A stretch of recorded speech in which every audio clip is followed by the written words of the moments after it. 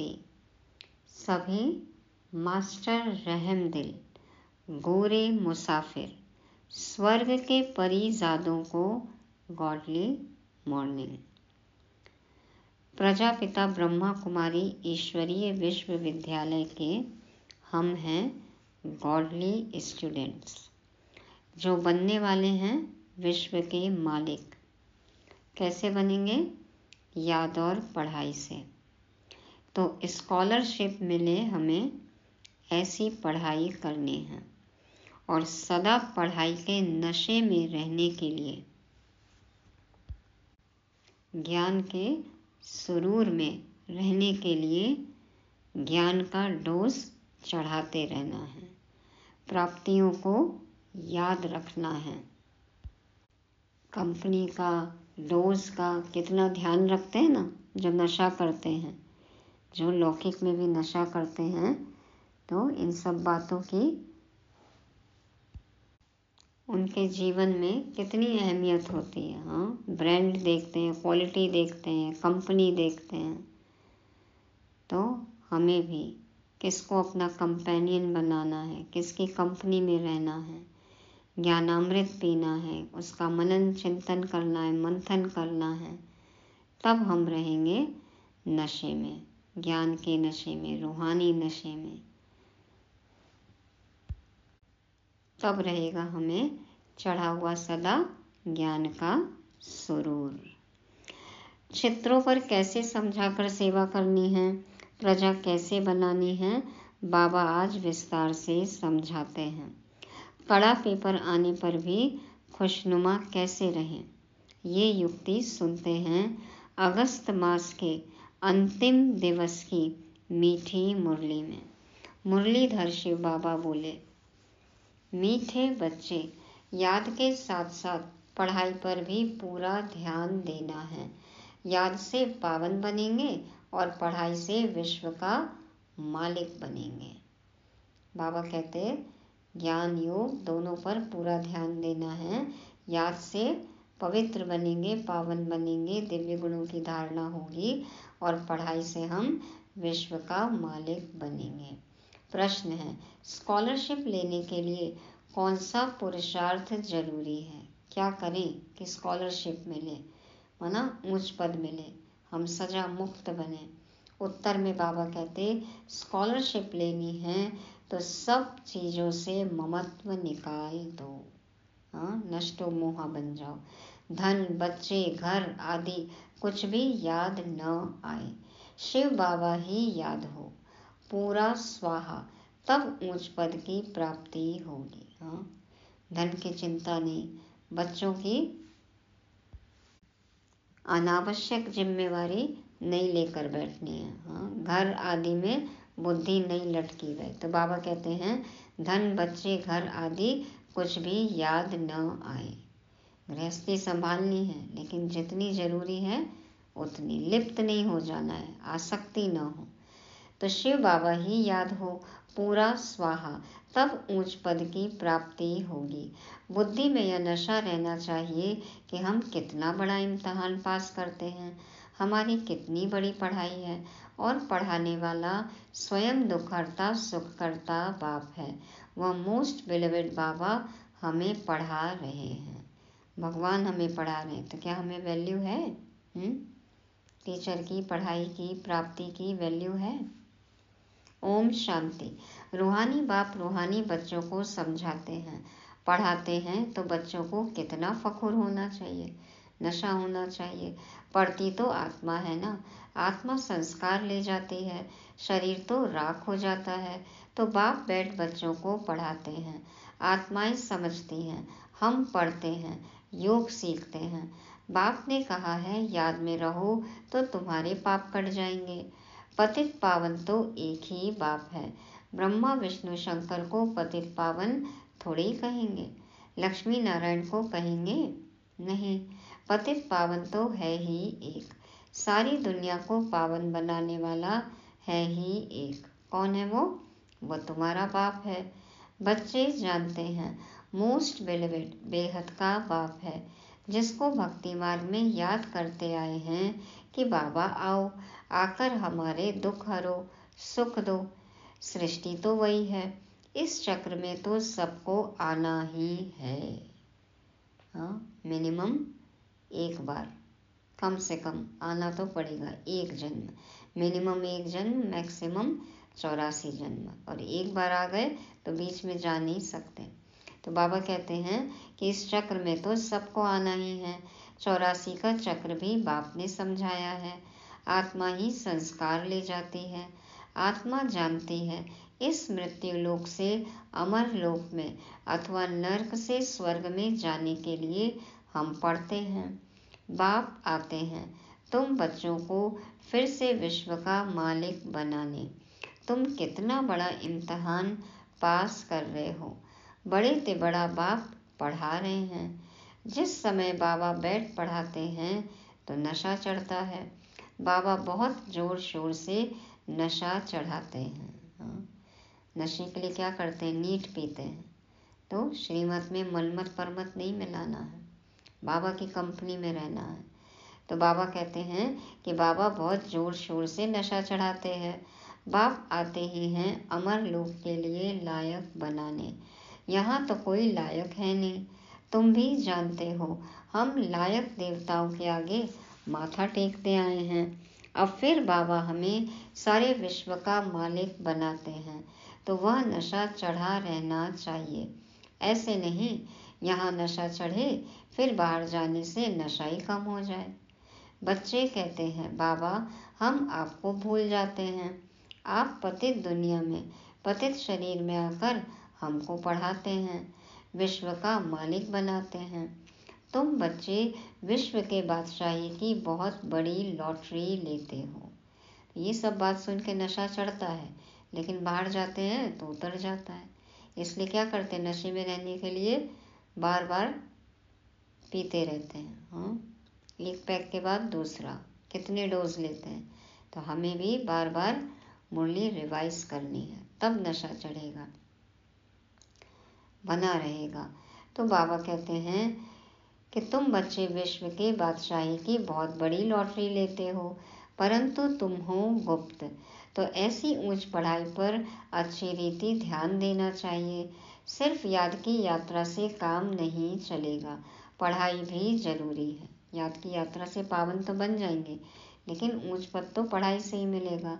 84 का चक्र कैसे लगाते हैं, यह भी बुद्धि में फिरना चाहिए। तुम समझते हो बाबा बड़े जोर से नशा चढ़ाते हैं। तुम्हारे जितना बड़ा आदमी कोई बन न सके। तुम मनुष्य से देवता बन जाते हो। विश्व का मालिक तुम्हारे सिवाय और कोई बना है क्या? क्रिश्चियन लोगों ने कोशिश की वर्ल्ड के मालिक बने, परंतु लॉ नहीं कहता जो तुम्हारे सिवाय विश्व का मालिक कोई बने। हाँ, बाहुबल वाले नहीं बनेंगे, योग बल वाले बनेंगे।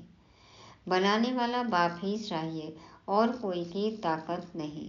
तुम बच्चों का बहुत अच्छा दिमाग होना चाहिए। हाँ, दिमाग अच्छा कैसे होगा? ज्ञान अमृत का डोज चढ़ाते रहते हैं। ज्ञानामृत पीने से दिमाग तेज होगा। सिर्फ इस पर नहीं ठहरना है कि हम बाबा को बहुत याद करते हैं, याद से ही पावन हो जाएंगे, परंतु पद भी पाना है। पावन तो मोचरा खाकर भी सबको होना ही है। हाँ, पवित्र तो वो भी बनेंगे, लेकिन मोचरा खाकर, सजा बल से। तो हमें तो पद भी पाना है ना। परंतु बाप आए हैं विश्व का मालिक बनाने। जाएंगे तो सब शांति धाम में। जाकर सबको सिर्फ बैठ जाना है क्या? वह तो कोई काम के न रहे। काम के वह हैं जो फिर आकर स्वर्ग में राज्य करते हैं। तुम यहाँ आए ही हो स्वर्ग की बादशाही लेने। तुमको बादशाही थी, फिर माया ने छीन ली। हाँ, हमने गंवा दी। अब फिर माया रावण पर जीत पानी है। विश्व का मालिक तुमको ही बनना है। अभी तुमको रावण पर जीत पहनाते हैं, क्योंकि तुम रावण राज्य में विकारी बन गए हो। इसलिए मनुष्य की बंदर से भेंट की जाती है। बंदर जास्ती विकारी होते हैं। हाँ, काम क्रोध लोभ मोह अहंकार सब होता है बंदर में। देवताएं तो संपूर्ण निर्विकारी हैं। यह देवताएं ही 84 जन्मों के बाद पतित बने हैं। पाप कहते हैं कि तुम्हारे हाथ में जो धन, बच्चे, शरीर आदि हैं, सबसे ममत्व निकालना है। जो कुछ भी कहते हैं ना, मेरा मेरा मेरा, सबसे ममत्व निकालना है। साहूकार तो धन के पिछाड़ी मरते हैं। हाँ देखो, जरा सा धन इधर उधर हो जाए तो फिर कितनी चिंता करते हैं। मुट्ठी में पैसे हैं, वह छूटते नहीं। धन पर कुंडली मार कर बैठे हुए हैं, पैसे निकलते नहीं, छूटते नहीं।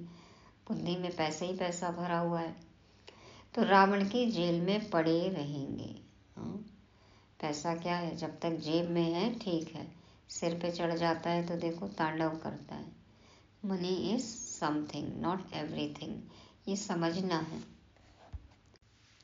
तो बाबा कहते हैं कि साहूकार तो धन के पिछाड़ी मरते हैं, मुट्ठी में पैसे हैं वह छूटते नहीं, रावण की जेल में पड़े रहेंगे। कोटों में कोई निकलेंगे जो सब चीज़ों से ममत्व निकाल बंदर से देवता बन जाएंगे। जो भी साहूकार लोग बड़े बड़े लखपति हैं, मुट्ठी में पैसे पकड़े हुए हैं, उनके पिछाड़ी प्राण है, उनके पिछाड़ी प्राण है। हाँ, पैसा ही उनके लिए सब कुछ है।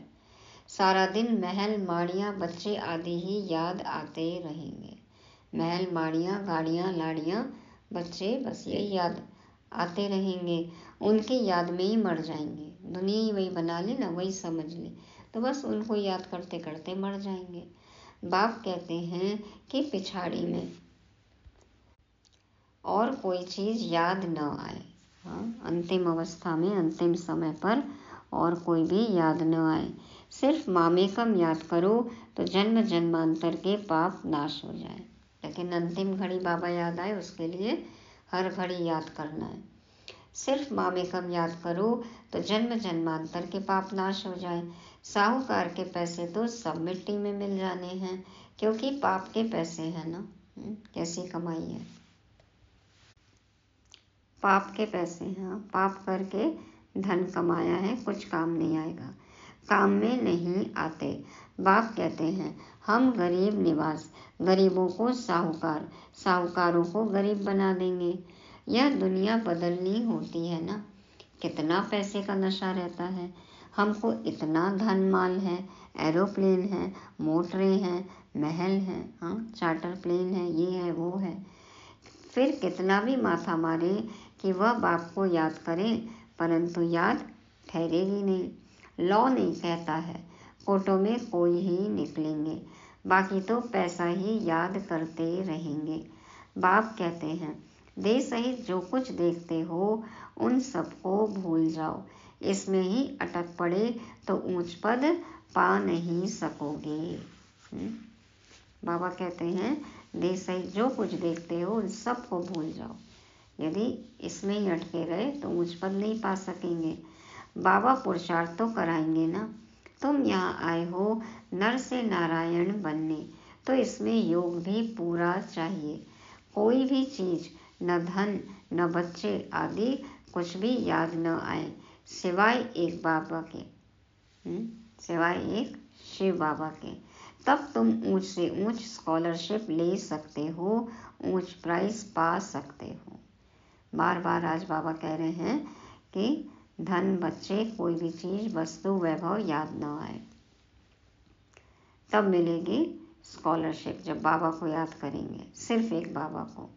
वो लोग विश्व में शांति की राय देते हैं तो पाई पैसे का मेडल मिल जाता है, उसमें ही खुश हो जाते हैं।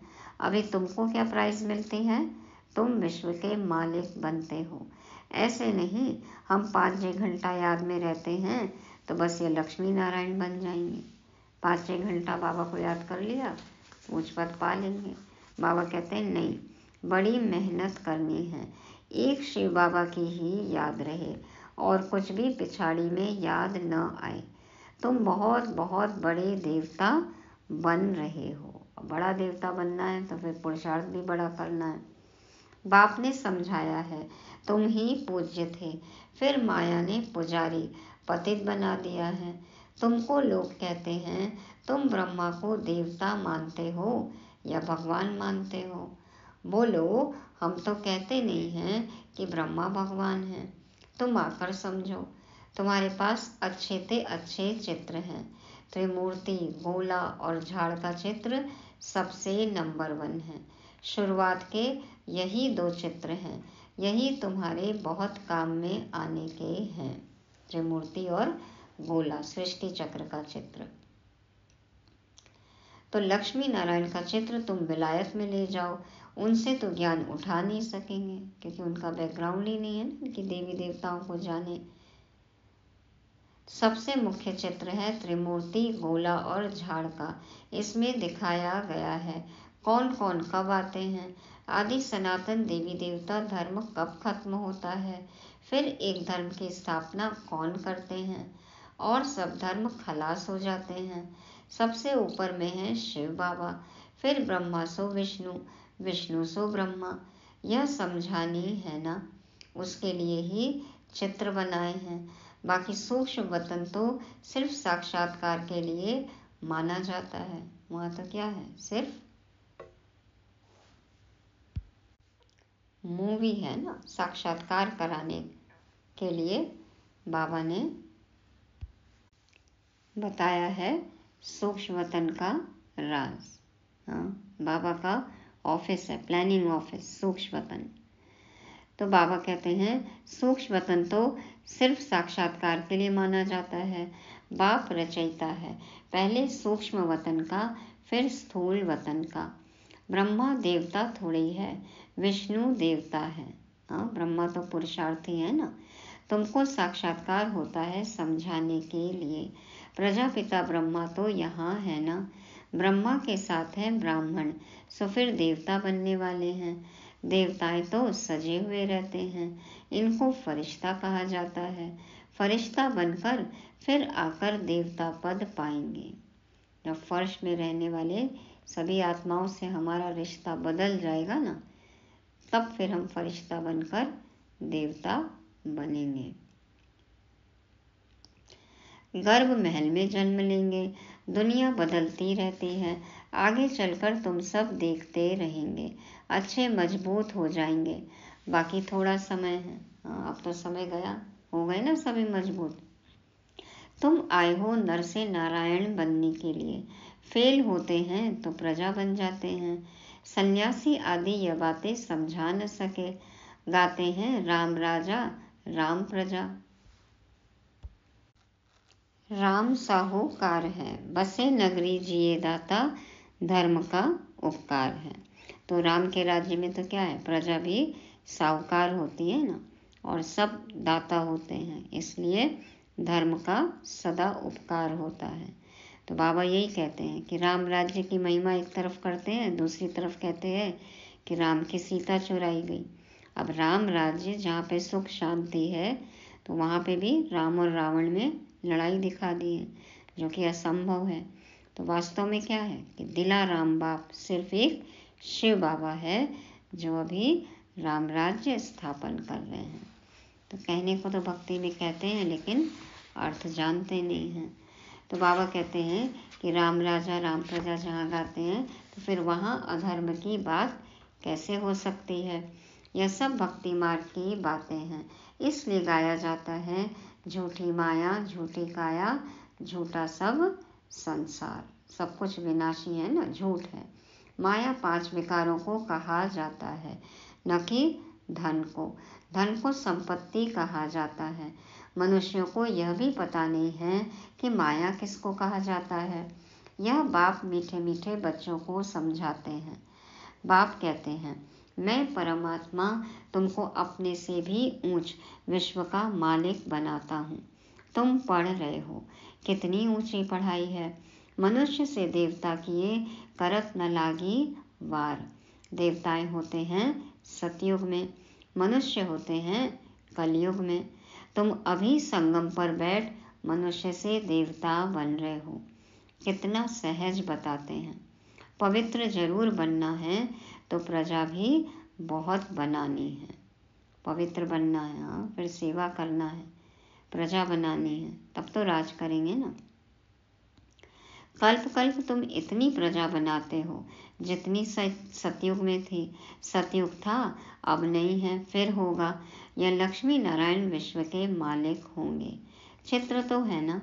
बाप कहते हैं, यह ज्ञान तुमको अभी देता हूँ, फिर प्रायः लोप हो जाता। फिर द्वापर से भक्ति शुरू होती है, रावण राज्य आ जाता है। तुम विलायत में भी यह समझा सकते हो कि सृष्टि का चक्र कैसे फिरता है। लक्ष्मी नारायण के चित्र से और धर्म वालों का तो कनेक्शन है नहीं। इसलिए बाबा कहते हैं, यह त्रिमूर्ति और झाड़ है मुख्य चित्र। यह बहुत फर्स्ट क्लास है। झाड़ और गोले से समझ जाएंगे यह धर्म कब आएंगे, क्राइस्ट कब आएगा। आधा में है वह सब धर्म, बाकी आधा में हो तुम सूर्यवंशी चंद्रवंशी। 5000 वर्ष का खेल है। ज्ञान भक्ति वैराग्य, ज्ञान भक्ति वैराग्य। ज्ञान मिलता है तो भक्ति से वैराग्य हो जाता है। बन गए सभी वैरागी। ज्ञान है दिन, भक्ति है रात, फिर बेहद का वैराग्य होता है। तुम जानते हो यह पुरानी दुनिया खलास हो जानी है, तो इनको भूल जाना है। पतित पावन कौन है यह भी सिद्ध करना है।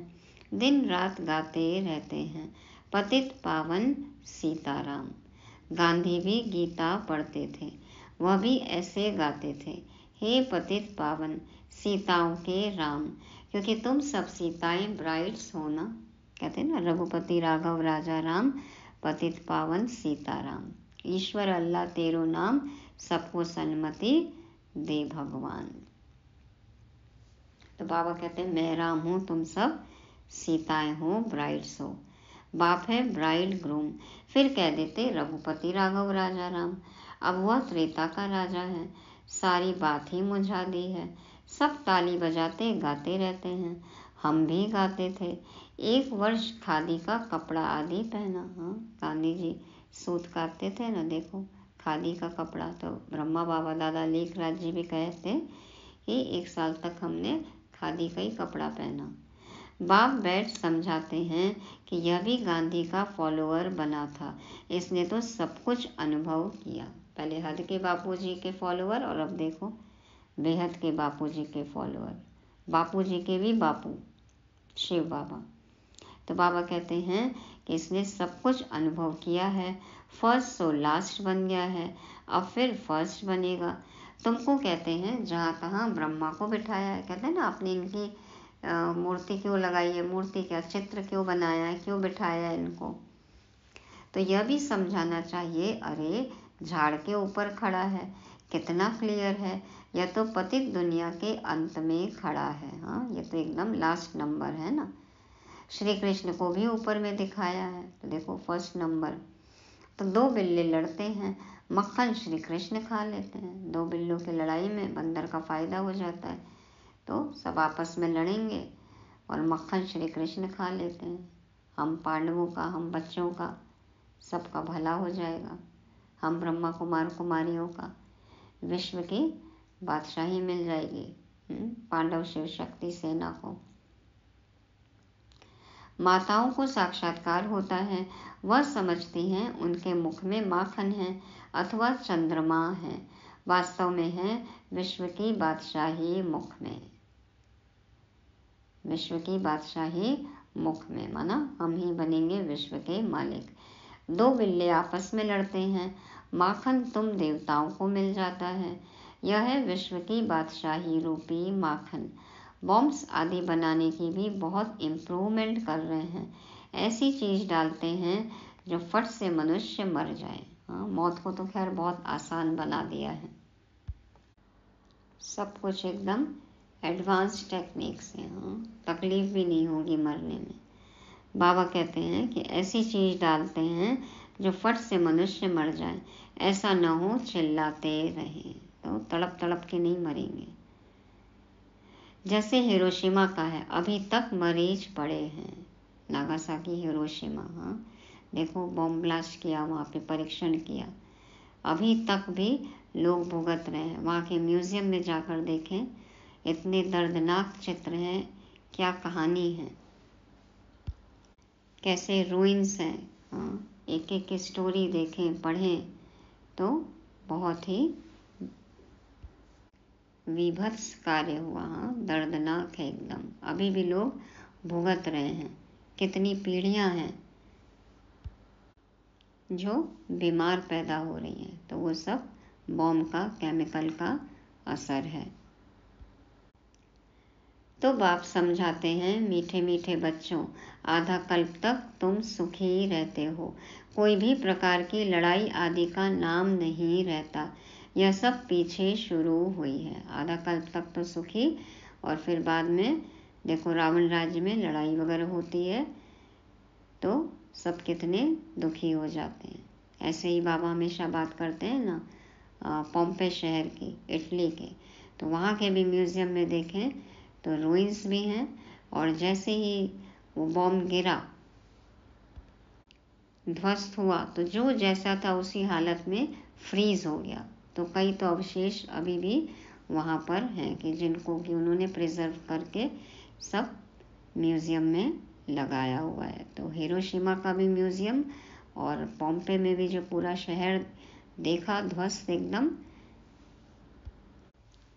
तो उससे बाबा की यही बात याद आती है कि मनुष्य की बुद्धि कितनी तमोप्रधान हो गई है।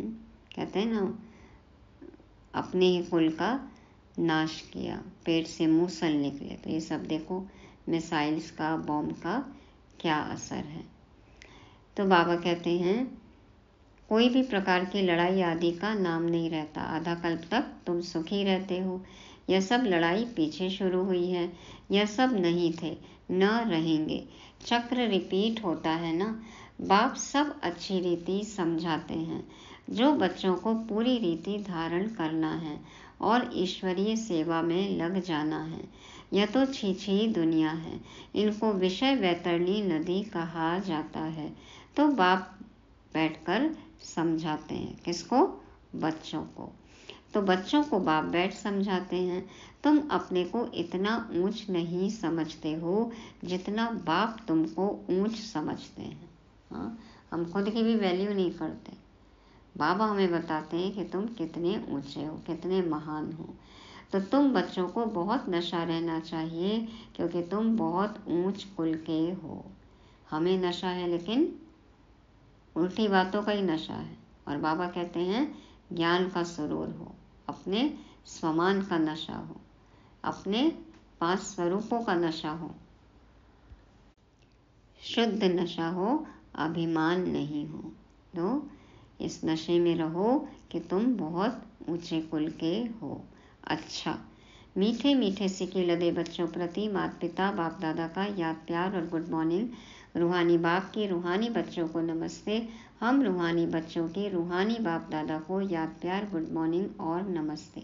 शुक्रिया बाबा, शुक्रिया। धारणा के लिए मुख्य सार, पहला पॉइंट, अपने दिमाग को अच्छा बनाने के लिए रोज ज्ञान अमृत का डोज चढ़ाना है। याद के साथ साथ पढ़ाई पर भी पूरा पूरा ध्यान अवश्य देना है, क्योंकि पढ़ाई से ही ऊंच पद मिलता है। दूसरा, हम ऊंचे से ऊंचे कुल के हैं। स्वयं भगवान हमें पढ़ाता है। इसी नशे में रहना है। ज्ञान धारण कर ईश्वरीय सेवा में लग जाना है। वरदान, संतुष्टता की विशेषता द्वारा हर कड़े पेपर में भी सफल होने वाले दृढ़ता संपन्न भव। संतुष्टता की विशेषता द्वारा हर कड़े पेपर में भी सफल होने वाले दृढ़ता संपन्न भव। बाप दादा समझाते हैं, संतुष्टता ब्राह्मणों का विशेष लक्षण है। जो भी पाठ मिला है उसमें संतुष्ट रहना ही आगे बढ़ना है। कुछ भी नीचे ऊपर हो जाए, कोई इंसल्ट भी कर दे, लेकिन दाता के बच्चे कभी किसी बात में असंतुष्ट नहीं हो सकते।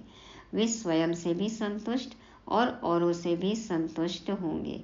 इसके लिए दृढ़ता संपन्न संकल्प करो कि कितना भी कड़ा पेपर आ जाए, लेकिन मुझे संतुष्ट रहना ही है, तो सफल होते रहेंगे। बाबा कहते हैं कि संतुष्टता ब्राह्मणों का विशेष लक्षण है। हमें जो भी पाठ मिला है उसमें संतुष्ट रहना है, आगे बढ़ना है।